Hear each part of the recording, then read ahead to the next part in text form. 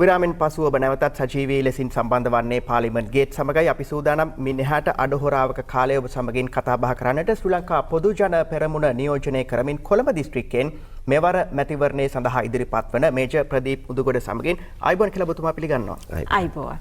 අපි හැමෝටම රට වෙනුවෙන් යුතුයකම් ඉටු කරන්න කාලයක් තියෙනවා. ඔබතුමාට සුවිශේෂී ලෙස ඒ අවස්ථාව ජීවිතේ ලබාගෙන තිබෙන අපේ රටට විජයග්‍රහණය ලබා දීමේදී කැපී පෙනෙන චරිතයක්. ඇත්තටම රණවිරුවන් ගෞරවයට පාත්‍ර වෙනවා. එහෙම පුද්ගලයෙක් දේශපාලනය වගේ ශාස්ත්‍රයක් තෝරගන්නේ ඇයි කියලා කෙනෙක් ඇහුවොත්? ඇත්තෙම 2009 වර්ෂයේ යුද ජයග්‍රහණයත් සමගම වත්මන් ජනාධිපති ගෝඨාභය රාජපක්ෂ මැතිතුමාගේ ඉල්ලීම් පරිදි රණවිරුවෝ දේශපාලන භූමිකාව තුළට ගෙනාවා. ඒ අවස්ථාවේම රණවිරුව අපේක්ෂක හැටියට කොළඹ දිස්ත්‍රික්කයට පළාත් සභා මැතිවරණය සඳහා ඉදිරිපත් වෙනවා. එවරම විශිෂ්ට ජයග්‍රහණයක් කරලා වත්මනෙහි මම දෙවරක් ජයග්‍රහණය කරන පළාත් සභා මැතිවරණ 2009 2014 විශිෂ්ට ජයග්‍රහණය කරනවා. ජයග්‍රහණය කිරීමේ අනතුරුව අපි ඒ කාල සීමාව තුළ ජනතා බලාපොරොත්තු වෙන ඒ ජනතා ප්‍රාර්ථනාවන් ජනතාවගේ බලාපොරොත්තු යථාර්ථවත් කරන්නට විශාල වැඩ කොටසක් අපිට කරන්න පුළුවන්කම ලැබුණා. අපි දේශපාලනය තුළ හැමදාම දැක්කේ අපි යුද හමුදාව තුළින් ලැබපු විනය, පන්නරය. දේශපාලන තුළ නැත්තේ මේක විනය කියන එක. ඉතින් ගෝඨාභය රාජපක්ෂ ජනාධිපතිතුමා විශේෂයෙන්ම එතුමා දේශපාලනය තුළ විනයක් අද උගන්ලා තියෙනවා. අපිට රටක් ඉදිරියට යන්න අවශ්‍ය විනය. ඒ විනය දේශපාලනය තුළ තනියම අපිට ජයග්‍රහණ කරා ගෙනියන්න බැරි වුණත් අපි කොටසක් හෝ අපි ජයග්‍රහණ තුළින් ඉදිරියට යන්නට දේශපාලනය මා හිතන්නේ අපිට යුද හමුදාව තුළින් අපි කරපු කාර්යභාරය වගේම තවත් වැඩ කොටසක් ඉදිරියට අපිට කරන්න පුළුවන් රටේ ජනතාව වෙනුවෙන්. ඔබතුමා හිතනවාද තවත් කරන්නට નિયમિત රාජකාරිය කරන්න තියෙන හොඳම තැන දේශපාලනය සහ පාර්ලිමේන්තු නියෝජනය කියලා? ඇත්තෙන්ම මෙහෙමයි. දැන් රණවිරෝ කියන පිරිස සම කරන්නට බෑ දේශපාලඥයන්ට. රණවිරෝ කියන්නේ උත්තරීතර පිරිසක්. රණවිරෝ ජීවිත දාණය දීලා තමයි රට ආරක්ෂා කරේ.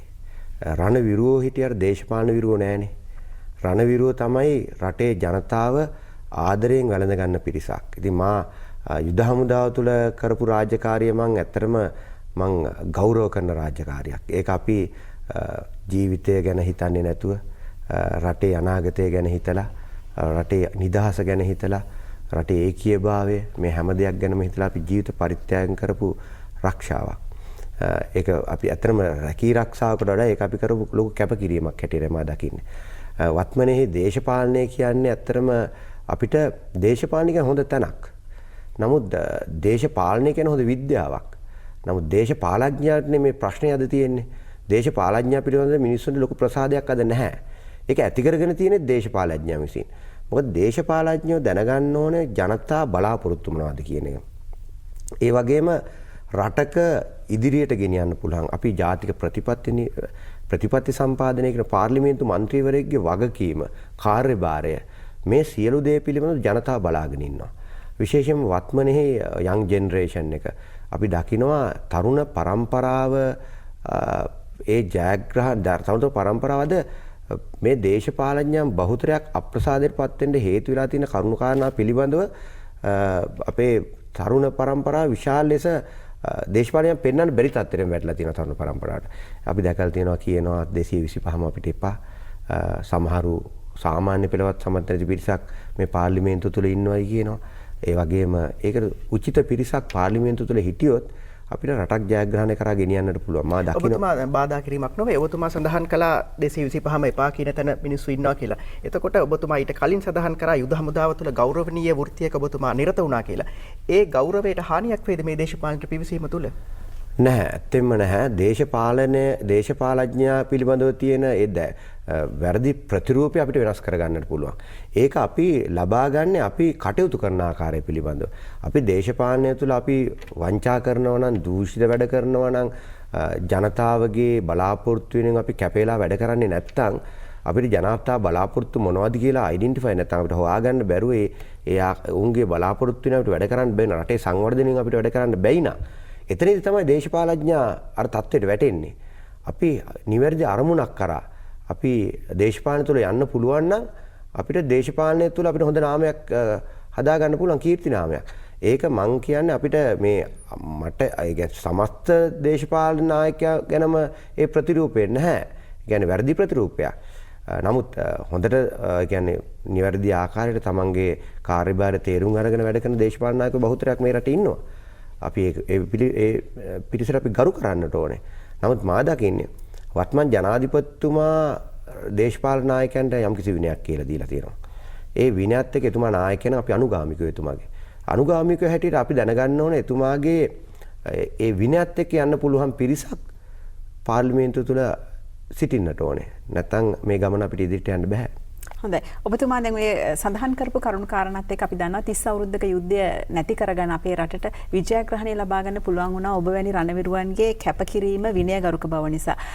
එවකට වත්මන් ජනාධිපතිවරයා ආරක්ෂක ලේකම්වරයා විදිහට අපේ රට සංවර්ධනය කරලා සුන්දර රටක් බවට පත් කරලා ජනතාව තුළ හික්මීමක් ඇති කරා. එතුමාගේ ජනාධිපතිවරණයේදීත් ඒ හික්මීමේ විනයගරුක බව සහ ශිෂ්ට සම්පන්න බව අපි රටක් තුළදී සියලු ජනතාවම අගය කරා. මෙවැනි මනාප ඡන්දයකදී සියලු අපේක්ෂකයන්ට ඒ විනය රකින්න පුළුවන්ද? එහෙම ශිෂ්ට සම්පන්න මැතිවරණ ක්‍රමයකට යන්න පුළුවන්ද කියලාත් කෙනෙකුට ප්‍රශ්නයක් තියෙන්න පුළුවන්. දැන් ඔබතුමා ඒ විනයත් එක්ක රණවිරුවෙක් විදියට තමයි මෙවර මැතිවරණයට ඉදිරිපත් වෙන්නේ. මොකක්ද අදහස? ඇත්තෙන්ම දේශපාලනය තුළ මම මගේ පුජ්‍යලික ප්‍රතිපත්තියක් තියෙන මම කවුරුත් විවේචනය කරන්නේ. අපි විවේචනය කරන දේශපාලනයට සමුදෙන්නට කාලය දැන් ඇවිල්ලා තියෙනවා. පැරණි දේවල් හාරා විසීම තුලින් පැරණි පුජ්‍යලයෙන් පලි ගැනීම මේවා සමාජය අද ගරු කරන දේවල් නෙවෙයි. වැඩිපුර දේශපාලඥයෝ කරන්නේ තවත් දේශපාලන පක්ෂයක් විවේචනය කිරීම, පැරණි දේවල් නැවත නැවත හාරා උත්සාහ ගනිමින් තමන්ගේ දේශපාලන භූමිකාව ශක්තිමත් කර ගැනීම. මේ වගේ දේවල් සමාජය පිළිගන්නේ නැහැ. ඒ නිසා මා දකින්නේ අපි පැරණි දේවල් නැවත වතාවක් හාරා විසීමට වඩා අපි රටක් හැටියට අපි අරමුණක් කරා යන්නට ඕනේ. අපි ඒ අනවශ්‍ය ලෙස අපේ කාලය කාදමන එකට වඩා මා දකින්නේ අපි අරමුණ කරා යන ගමනේදී අපි ඒ තියෙන අභියෝග ජයග්‍රහණය කරන්න ඉදිරියට යනවා මිසක් මොකද ඒක දැන් අපි දැක්කා වත්මන් ජනාධිපතිතුමා දැන් ඔබතුමිය කිව්වා දැන් වත්මන් ජනාධිපතිතුමා රටට විනයක් ගෙනවා. එතුමා මේ රටේ ආරක්ෂක ලේකම්වරයා වශයෙන් හිටපු ජනාධිපති මහින්ද රාජපක්ෂ ජනාධිපතිතුමා අපිට දේශපාලන නායකත්වය දෙනකොට ගෝඨාභය රාජපක්ෂ මැතිතුමා තමයි යුදමේ නායකත්වය මේ යුද්ධයට දුන්නේ. අවුරුදු 30ක් අපිට මේ සාපේ අපි ජනතාව නිදහස් ඉල්ලා හිටියා. එතුමා අවුරුදු 2කමාරක් වෙන ඉතාමත් කෙටි කාලයක් තුළදී මේ 30 අවුරුදු යුද්ධය ජයග්‍රහණය කරන්න නායකත්වය දුන්නා. ගෝඨාභය රාජපක්ෂ මැතිතුමා. එතුමා රටේ ජනතාවට පළවෙනි ජීවිත දාණය දුන්න අවස්ථාව. ඒ වගේම තමයි කොරෝනා වසංගතය වෙලාවෙත්. එතුමා ඒ අභියෝගය බාරගත්තා. අනිකුත් ලෝකයේ අනිකුත් රටවල නායකයෝ ප්‍රසාදය පළ කරනවා එතුමාට. එතුමා නිවැරදි වෙලාවට නිවැරදි තීන්දුව ගත්තා එතුමා. තීන්දුව අරගෙන රටේ ජනතාවට ජීවිත දාණය නැවත වතාවක් අපිට ලබා දුන්න නායකයෙක්. ඒ වගේම එතුමා නාගරික සංවර්ධන අධිකාරියේ ලේකම්වරයා වශයෙන් ඉන්න කාලේ. එතුමා මේ රට මේ කොළඹ නගරය විතරක් නෙවෙයි මුළු සමස්ත ශ්‍රී ලංකාවේ ජනතාවට විනයක් ඉගැන්නුවා අපි කොහොමද පරිසරය ආරක්ෂා කරන්නේ. අපි කොහොමද ලස්සන අලංකාරවත් රටක් නිර්මාණය කරන්නේ.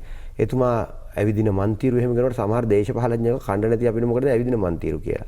අද ජනතාව එකෙන් කොච්චර ප්‍රයෝජනයක් ලබනවද? එතුමා දකුණු ආසියාවේ තියෙන ලස්සනම නගරේ බවට කොළඹ නගරේ පත් කරා. ඔයගොල්ලෝ මතක ඇති අර බේරි වැවගාවෙන් එහෙම ඉස්සර යනකොට අපිට යන්න බෑ ගඳයි. එතුමා මේ සේරම ලස්සන අලංකාරවත් නගරයක් බිහි කරා. එතකොට ජනතාව පුරුදු වුණා මේ කොළ කෑල්ලක්වත් එළියට දාන්න තරම් අපිට හිතෙන්නේ නැහැ. එච්චර ලස්සනට රට තියෙනකොට. එතනින් තුලින් අපි දැක්ක ජනතාව යම්කිසි විනයකට ගොඩ නැගෙන ආකාරයක්. ඉතින් මේ නායකයා එතුමාගේ දැක්ම තුලින් රටේ ජනතාව යම්කිසි විනයකට එකතු කරගත්තා. ඒ නිසා මා දකින්නේ දේශපාලනය තුලත් ඒ නායකයා යම්කිසි අනික් අනුගාමිකයන්ට පෙන්වනවා නම් එතුමා යම්කිසි ආදර්ශයක් දේශපාලනඥ අනික් අනුගාමිකයන්ට ඒ ඔහුගේ විනයත් එක්ක ඉදිරියට යන්නට සිද්ධ වෙනවා. ඉතින් අපිට අවශ්‍ය වෙලා තියෙන්නේ දැන් දේශපාලනය තුළ නැතිම දෙයක් නෙමේ විනය කියන එක. මේ විනය අපි හදන්න ඕන දේශපාලන විනය. එතකොට රටක් ගොඩ නැගෙයි. වංචනිකයෝ දූෂිතයෝ නෙවෙයි මේ පාර්ලිමේන්තුව තුළ ඉන්න ඕනේ. රට ආදරය කරන රට වැඩක් කරන විනයගරුක පිරිසක්. එතකොට රට නිකම්ම ගොඩ නැගෙයි. ඒ නිසා අපේ ජනතාවද දැස් අරගෙන බලාගෙන ඉන්නවා ගෝඨාභය රාජපක්ෂ ජනාධිපතිතුමා ජනතාව වෙනුවෙන් ලොකු කාර්යභාරයක් ඉෂ්ට කරයි කියලා. හැබැයි විපක්ෂය කියන්නේ විනය තිබිලා මොකටද ආර්ථිකයේ සවිමත් බව නැතුව අපේ රටට මොනවද වෙන්නේ මේ වත්මන් රජයට ආර්ථිකය සවිමත් කරන්න බෑ කොරෝනා ප්‍රශ්නයත් එක්ක තවදුරටත් මේක උද්ගත වෙනවා කියලා. අපි වත්මන් ජනාධිපතිතුමාට අභියෝග ජයග්‍රහණය කිරීම පිළිබඳ ප්‍රශ්නයක් නැහැ. විපක්ෂයේ කාර්යභාරය ඕකනම් විපක්ෂයේ කාර්යභාරය විවේචනය කිරීම පමණක්ම නම් මා දකින්නේ ජනතාව විපක්ෂයේ කෙරෙහි තියෙන ඒ නැඹුරුව තවත් එන්නෙන්නම නැති වෙනවා මිසක් අද ජනතාව ඒක නෙවෙයි බලාපොරොත්තු. අද මොකද ඕනෑම රටක නායකයෙක් හැටියට ඒ නායකත්වයේ බාර ගන්නකොට රටේ අභියෝග තියෙනවා. ඒ අභියෝග ජයග්‍රහණය කරන්න අපිට සැලසුම් තියෙනවා. ඒ සැලසුම් ක්‍රියාත්මක කිරීම පිළිබඳව අපිට කිසිදු අවිශ්වාසයක් විවාදයක් නැහැ. අපිට මේ රටේ මේ ඉදිරි අවුරුදු 5ක කාල සීමාව තුළ අපි මේ අභියෝග සියල්ල ජයග්‍රහණය කරනවා. ඒකට අපිට අවශ්‍ය වෙලා තියෙන කැපවීමත් විනයත්. මොකද මේ රටේ අපිට නැති සම්පතක් නැහැනේ. දැන් අපේ මානුෂීය සම්පත ගත්තාම ලෝකයේ දියුණුම මානුෂීය සම්පතක් ඉන්න රටක් මේක.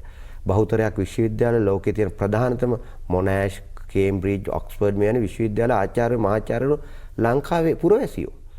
එතනින් ගියාම ලෝකයේ ඉන්න ප්‍රධාන ඉංජිනේරුවෝ ලංකාවේ ඉංජිනේරුවෝ. ලෝකේ ප්‍රධාන වෛද්‍යවරු ඉන්නේ ලංකාවේ වෛද්‍යවරු.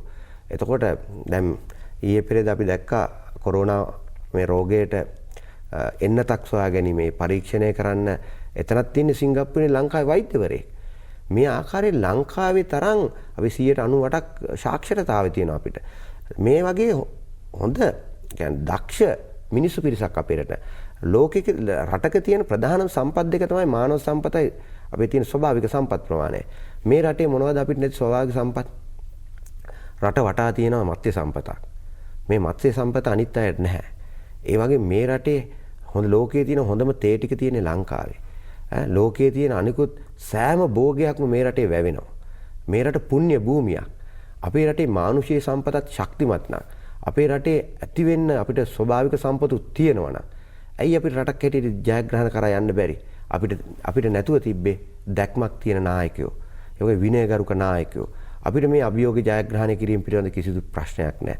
අපි අභියෝග ජයග්‍රහණය කරනවා කියන්නේ මෙතෙක්කල් මිනිස්සු නෙවෙයි ජයග්‍රහණය කරේ, ජනතාව නෙවෙයි, දේශපාලඥයෝ. දැන් අපි දේශපාලඥයෝ නෙවෙයි ජයග්‍රහණය කරන්න ඕනේ, ජනතාව. ඒ ජනතාව ජයග්‍රහණය කිරීමේ මැතිවරණයකට තමයි අපි මුහුණ දෙන්නේ. මෙතෙක්කල් හැමදාම ජනතාව බලාන හිටියා. ජනතාව අපිට රැස්වීම තිබ්බා. ජනතාව අපි කියන සිහින මාලිගා දිහා බලාගෙන හිටියා. අපිට අප්පුඩි ගැහුවා. ජනතාව අපිව ජයග්‍රහණය කෙරෙව්වා. නමුත් ජනතාව දිනුවේ නැහැ. දැන් වත්මනේ මේ පාර්ලිමේන්තුව තුළ බිහි වෙන්නේ දේශපාලඥයන් ජයග්‍රහණය කිරීමේ පාර්ලිමේන්තුවක් නෙවෙයි. මේ පාර්ලිමේන්තුව තුළ බිහි වෙන ජනතාව ජයග්‍රහණය කිරීමේ පාර්ලිමේන්තුවක්. ඔබතුමා විශ්වාස කරනවද සාමාන්‍යයෙන් අපි ගත්තොත් කොළඹ දිස්ත්‍රික්කයේ ඔබතුමා ඉදිරිපත් වෙන්නේ කොළඹ දිස්ත්‍රික්කයෙන්. කොළඹ දිස්ත්‍රික්කයේ සාම්ප්‍රදායිකව එක්සත් ජාතික පක්ෂයට වාසිදායකයි ඉතිහාසයේ පුරාවටම. මේ මොහොතේ ඔබතුමා විශ්වාස කරනවද ජනාධිපතිවරයා සමර්ථ වුණා 2019 ජනාධිපතිවරණයේ කොළඹ ජයග්‍රහණය කරන්නට? ඒ ජනප්‍රියත්වය තාම තියෙනවද? සහ මොන වගේ ජයග්‍රහණයක්ද කොළඹ දිස්ත්‍රික්කය තුල බලාපොරොත්තු වෙන්නේ? අත්‍යෙම අපි 2019 ලැබපු ජයග්‍රහණයට වඩා වැඩි ජයග්‍රහණයක් මෙවර ලබනවා. ඒකට හේතු තියෙනවා. මොකද වත්මනේහි විපක්ෂයේ තමන්ගේ විපක්ෂ කාර්යභාරය හරියාකාරව සිද්ධ වෙන්නේ නැහැ. ඒ වගේම විපක්ෂයේ තිබෙන ප්‍රධාන පක්ෂයද දෙකට වෙලා. බහුතරයක් එක්සත් ජාතික පක්ෂයේ පාක්ෂිකයෝ අද අපිත් සමග අත්වැල් බැඳගෙන තියෙනවා. මොකද ඒගොල්ලන්ට විශ්වාසයක් නැහැ. මේ පක්ෂය ජයග්‍රහණය කරයි කියන විශ්වාසය ඒගොල්ලන්ට බිඳිලා ගිහිල්ලා. එතන මෙවර මැතිවරණයේදී ජයග්‍රහණය පිළිබඳව අපිට කිසිදු ප්‍රශ්නයක් නැහැ. ඒ කියන්නේ දැන් මේ දිනවල තැපැල් ඡන්ද ක්‍රියාත්මක වෙනවානේ. රාජ්‍ය සේවකයා විශ්වාසය තබයි. අනිවාර්යයෙන්ම රාජ්‍ය සේවකයා විශ්වාස තබන්න අපේ මේ කාල සීමාව තුළ ගෝඨාභය රාජපක්ෂ මැතිතුමා මේ රට පාලනය කරපු ක්‍රමය පිළිබඳව රාජ්‍ය සේවකයන්ට විශාල විශ්වාසයක් ගොඩනැගිලා තියෙනවා. ඉස්සර රාජ්‍ය සේවකයා පාගල දාපු යුගයක් නේ තිබ්බේ. රාජ්‍ය සේවකයාට වැඩක් කරන්න පුළුවන් වටාපිටාවක් තිබ්බේ නෑනේ.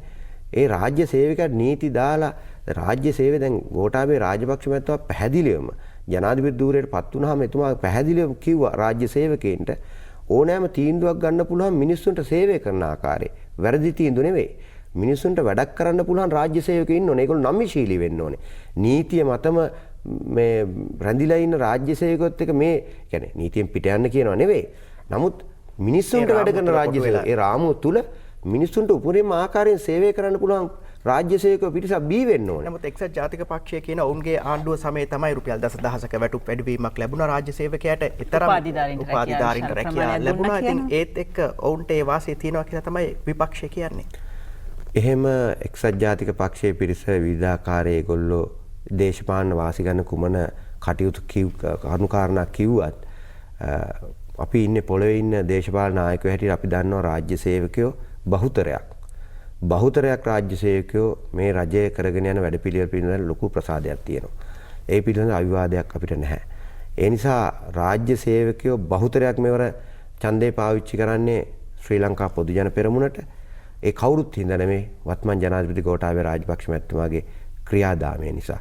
එතුමාගේ ක්‍රියාදාමය එතුමාගේ විනය දේශපාලන විනය පිළිබඳ බහුතරයක් ශ්‍රී ලාංකීය ජනතාවගේ විශ්වාසයක් ගොඩනැගිලා තියෙනවා. මේ දිනවල මැතිවරණ ව්‍යාපාරයේදී බොහෝ වෙලාවට විපක්ෂය එක්සත් ජාතික පක්ෂයත් සමගි ජන බලවේගයත් නගන චෝදනාවක් තමයි ජනාධිපතිවරණයේ කාලේ නම් වත්මන් ආණ්ඩුව රණවිරුවන් පිළිබඳව ඉතාම ආදරෙන් ගෞරවයෙන් කතා කරා.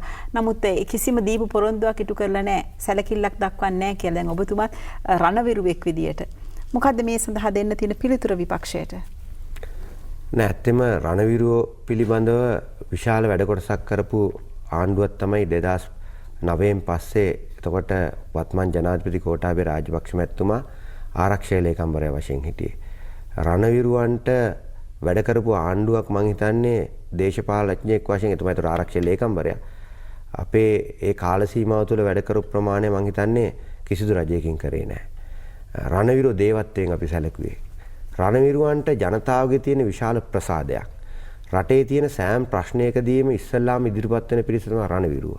අපේ රටේ කුමන අපේ රටට යුද්ධයක් යුදමය තත්වයකදී ඒ වගේම ස්වභාවික ආපදාවකදී වසංගත තත්වයකදී මේ හැම දෙයකින්ම තමාගේ ජීවිතය ගැන නොතකා වැඩ කරන පිරිසක් තමයි රණවිරුව කියන්නේ.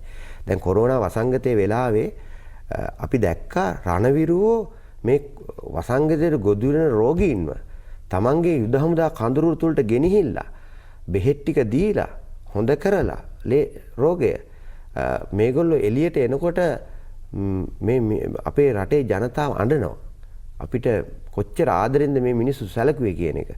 දැන් ඔය ගියවර ජනාධිපති වෙලාවේ ගෝඨාභය රාජපක්ෂ ජනාධිපතිවරයාට පත් වෙනකොට විපක්ෂයේ පිරිස කිව්වේ මේක දැන් එනවා මිලිටරිකරණයක් කරන්න එනවා කියලා. රටේ යුද හමුදා පාලනයක් කරන්න එනවා. ජනතාව ඒකට කැමති වුණා. මේ ඉන්න දේශපාලඥයන්ට වැඩිය හොඳයි යුද හමුදා නිලධාරීන් ටික මේක පාලනය කරනවා නම් කියන එක. බහුතරයක් ජනතාව ඒකට කැමති. නමුත් අපි දැක්ක අපේ රටේ ඉන්න රණවිරුවෝ මේ අර අනෙක් රටේ බාබේරියන්ස්ලා වගේ පිරිසක් නෙවෙයි. අපේ රටේ ඉන්න රණවිරුවෝ ජනතාවට ආදරය කරන පිරිසක්. මානුෂීය හමුදාවක්. අපේ රටේ රණවිරුවෝ තරම් මිනිස්සුන්ට ආදරය කරන පිරිසක් මං හිතන්නේ දේශපාලඥයෝ එතන නැහැ. දේශපාලඥයන්ට වඩා දසදහස් ගුණයක් රණවිරුවෝ ජනතාවට ආදරය කරනවා. හොරකම් කරන වංචනිකයෝ නෙවෙයි, දූෂිතයෝ නෙවෙයි. ඒගොල්ලෝ ජීවිතේ හරි පූජා කරලා තව අපේ රටේ පුරවැසිය බේර ගන්න පුළුවන් නම් තමන්ගේ ජීවිතේ හරි පූජා කරන පිරිසක්. එච්චර දේවත්වයෙන් සලකන පිරිසක්. ජනතාව දේවත්වයෙන් සලකන රණවිරුවෝ කියපුවාම. මොකද ඒ වෙනුවෙන් අපිට රණවිරුවෝ කරන කාර්යභාරය කවදාවත් දේශපාලඥයෝ කරන කාර්යභාරයත් එක්ක සංසන්දනාත්මක සලකන්න බෑ.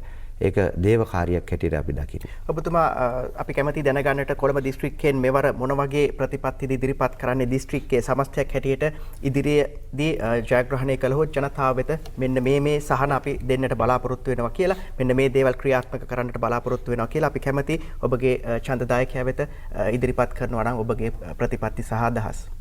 ඇත්තෙන්ම මේ රටේ සෑම ක්ෂේත්‍රයකම තියෙනවා ගැටලුකාරී තත්ත්වයන්. මේ ගැටලුකාරී තත්ත්වයන් වලට අපි නිවැරදි විසඳුම් හොයන්නට ඕනේ.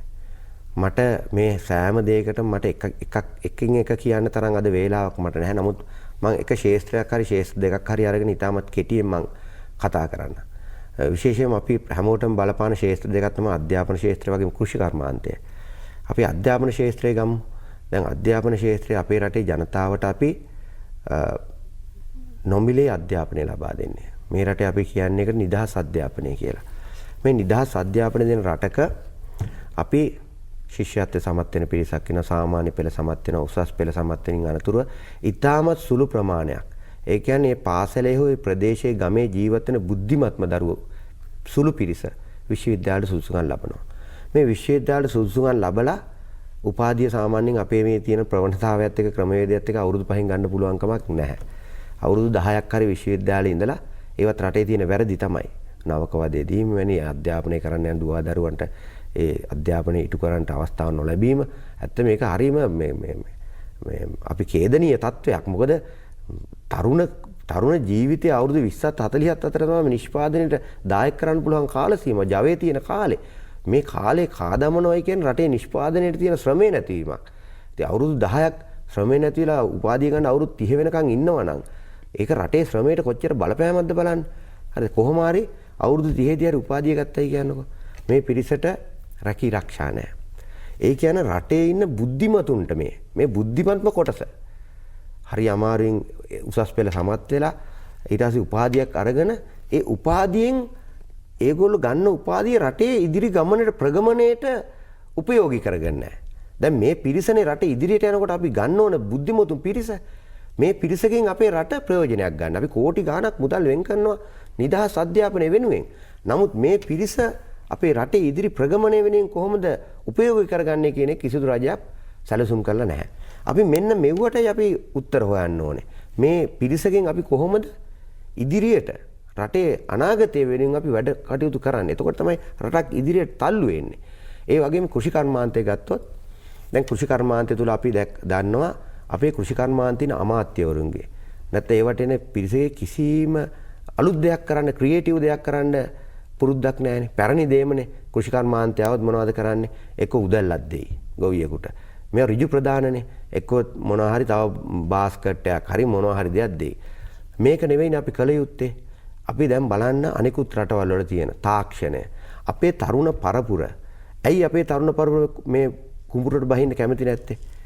ඇයි අපේ තරුණ පරපුර කෘෂි කර්මාන්තයෙන් දිනෙන් දින එළියට යන්නේ? රටක් දියුණු වෙන්න නම් කෘෂි කර්මාන්තය දියුණු වෙන්නට ඕනේ. කෘෂි කර්මාන්තයේ නවීන තාක්ෂණය කිසිදු රජයක් මේ වෙනකොට හඳුන්වලා දීලා තියෙනද අපේ රටේ මේ ගොවිතැනෙන් නැත්නම් මේ කෘෂි කර්මාන්තයෙන් තරුණයා දිනෙන් දින ඈත් වෙන්න හේතුව තමයි අපේ රටේ කෘෂි කර්මාන්තයට නවීන තාක්ෂණය හඳුන්වා දීමක් කරලා නැහැ. මේ නවීන තාක්ෂණය අපි හඳුන්වලා දුන්නා නම් තරුණයා මේ කෘෂි කර්මාන්තයේත් එක්ක බද්ධ වෙලා අපේ රටේ ජයග්‍රහණකාරී ගෙනියන වැඩපිළිවෙලට ශක්තියක් වෙන්නට තිබා. හොඳයි. රටම අලුත් දේශපාලන සංස්කෘතියක් ඉල්ලන කාලයකද ඔබතුමා අපි දකින ඔබතුමාගේ මැතිවරණ ව්‍යාපාරයේ ඉතාම සාධනීය කාරණා ජනතාවට ඉදිරිපත් කරනවා. දූෂණයෙන් වංචාවෙන් එහෙම නැත්නම් සුදුසු නැති පුද්ගලයන් දේශපාලනයට ආවම තමයි මේ සියලු අර්බුද තියෙන කියලා රටේ ජනතාව තුලත් මතයක් තියෙනවා. එහෙමනම් පිවිතුරු පාර්ලිමේන්තුවක් වෙනුවෙන් රටේ ජනතාවට යහපතක් ගොඩනගා ගන්න පුළුවන් පාර්ලිමේන්තුවක් වෙනුවෙන් ජනතාව කොයි වගේ තීරණයක්ද ගන්න ඕනේ? ඇත්තෙන්ම මා විශ්වාස කරනවා පාර්ලිමේන්තුව කියන්නේ රටේ උත්තරීතරම තැනක්. මේ පාර්ලිමේන්තුව තුළ තියෙන මහජන නියෝජිතේ කාර්යභාරය තමයි ප්‍රතිපත්ති සම්පාදනය කිරීම. මුදල් පාලනය කිරීම. මෙවැනි රටේ තියෙන වැදගත්ම ආයතනය මේක. මේ තුළට ඉස්සර තාමත් පාරම්පරික දේශපාලඥයෝ කැමති නැහැ උගතුන් වෙනවට. නමුත් ගෝඨාභය රාජපක්ෂ මහත්මයා දේශපාලන භූමිකාව සකසගන්නේ උගතුන් වියතුන් පිරිසක් එක්ක සදාගත්ත වියත්මක සංවිධානයත් එක්ක. එතුමා ජනාධිපති ධූරයට පත් වෙන්නේ උගතුන් වියතුන් පිරිසක් එකතු කරගෙන. එතකොට අපිට අවශ්‍ය මං කියන්නේ උගත්කම කියන එක තුලින් එන්නේ මේ සහතිකයක් ලබා ගැනීම විතරක් නෙවෙයි. උගත් පුජ්‍යලකේ විනයකුත් හැදෙනවා. ඒ බලන්න මහාචාර්යවරු, ආචාර්යවරු, දොස්තරවරු, ඉංජිනේරවරු, නීතිඥවරු මේ රටේ ඉන්න ඒගොල්ලෝ වැරදි වැඩවලට යොමු වෙනවා අඩුයි. ඒගොල්ලෝ ගම්වල ඉන්නකොට අර වැරදි සමාජ ක්‍රියාකාරකම් වල යෙදෙන්නේ නැහැ. ඒගොල්ලන්ට අධ්‍යාපනයත් එක්ක යම්කිසි විනයක් ලබා දීලා තියෙනවා. ඒකින්ද පාර්ලිමේන්තුව තුළ මේ අධ්‍යාපනයේ උගතුන් පිරිසක් පාර්ලිමේන්තුවට ආවොත් අපිට මේ රටේ පාර්ලිමේන්තුවේ යම්කිසි විනයක් අපිට හදන්නට පුළුවන්කම තියෙනවා. ඔබතුමා කියන්නේ එතකොට උගතුන් පිරිසක් පාර්ලිමේන්තුවට තෝරාපත් කරන්නට කියලා. එසේනම් අපි අද සමුගන්නට අපි සුබ ප්‍රාර්ථනා කරනවා ඔබතුමාටත් පාර්ලිමේන්තු නියෝජනය සඳහා වාසනාව ලැබේවා කියලා. ස්තුතියි අද සහභාගී වුණාට. අපි සූදානම් අදට සමුගෙන යන අපි සමුදා දවසේදී උදෑසන පාර්ලිමේන්තු ගේට් වැඩසටහන සමගින් ඔබ මුණ ගැහෙන්න සූදානම්.